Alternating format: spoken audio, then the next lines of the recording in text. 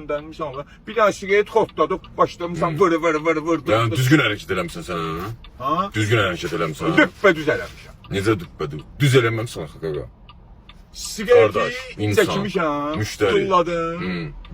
Niyə çəkirsən də? Niyə icazə almadan götürüb siqaret yandırıb çəkirsən? Ama birincisi mən səndən icazə almamalıyam. Niyə? İkincisi də ki, Sən mənim taksi maşınımda oturursan, şoförlərinə qardaş. Sən taksidə ümumiyyətlə oturursan. hörmətim var. Hamısına. Bir sən niyə? Ona görə hörmətim var ki, onlar sənin işini daşıyırlar, Görürəm də, qardaş, görürəm. Haram gəl. Sözümü Qardaş, kəsmə, kişoğlu. görürəm də. Kişoğlu, sözümü kəsmə. Görürəm də necə hörmət edirsən. Qaqa, qırma da. Ay məli uşağı, sözümü kəsmə. Ey sən, qırma da. Ay məli uşağı, qıracam. Qaqa, mən sənin məhrəm uşağın deyiləm ki. Qıracam, pulunu verəcəm.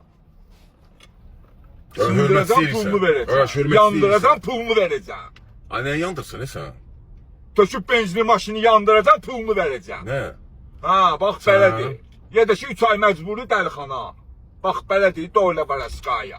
Bax belədir. Yandırıb amma benzini töküb maşını yandırıb kül eləyəcəm, pulu verəcəm. Qaqa, sən nə danışsan? Ha, bax dediyimi deyirəm. Sən sakit ol, şurayım. Ay qaqaş, mən sənin ürəyində Özünə gəl. durduram. Qaqa, eş sən. Eşidi.